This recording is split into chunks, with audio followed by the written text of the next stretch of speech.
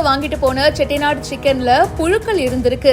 இதனால பரபரப்பு ஏற்பட்டிருக்கு.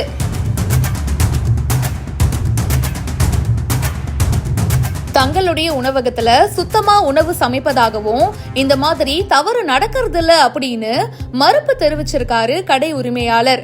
மாவட்ட உணவு பாதுகாப்புத்துறை அதிகாரிக்கு இப்ப புகார் போயிருக்கு. சென்னை மேற்கு தாம்பரம் ராமகிருஷ்ணா நகரை சேர்ந்த இருசக்கர வாகன மெக்கானிக்கா இருக்கிறவரு சௌந்தரராஜன் தன்னுடைய குழந்தைகளுக்காக செட்டிநாடு சிக்கன் பார்சலா வாங்கிட்டு போயிருக்காரு. வீட்டுக்கு போயிட்டு பாத்தீங்கன்னா பார்சலை திறந்து சாப்பிட்டுட்டு இருந்திருக்காரு. அப்போ திடீர்னு சிக்கன்ல புழுக்கள் இருந்ததை பார்த்திருக்காரு.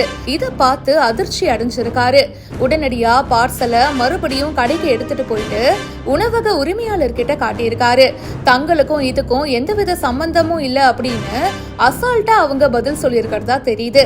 இதனால கோபம் அடைஞ்ச சௌந்தரராஜன் தாம்பரம் மாநகராட்சி உணவு பாதுகாப்புத்துறை அதிகாரி செந்தில் ஆறுமுகத்துக்கிட்ட புகார் கொடுத்திருக்காரு. ஆனா இது சம்பந்தமா எந்தவித நடவடிக்கையும் எடுக்கல போல இருக்கு. சமூக ஆர்வலர் மற்றும் நண்பர்களோட சேர்ந்து உணவகத்தை முற்றுகையிட்டு உரிமையாளர்கிட்ட வாக்குவாதத்துல ஈடுபட்டதுனால பரபரப்பு ஏற்பட்டிருக்கு. தொடர்ந்து தங்களுடைய உணவகத்துல சௌந்தரராஜன் 4 வருஷமா உணவு வாங்கி வருவதாகவும் தினமும் சுத்தமான உணவை சமைச்சு வருவதாகவும் இந்த விஷயத்துக்கு நாங்க பொறுப்பில்ல அப்படின்னு கடை தரப்புல இருந்து மறுப்பு தெரிவிச்சிருக்காங்க. இந்த சம்பவம் பரபரப்பை ஏற்படுத்தி இருக்கு. இத பத்தின உங்களுடைய கருத்துக்களை ஷேர் பண்ணுங்க.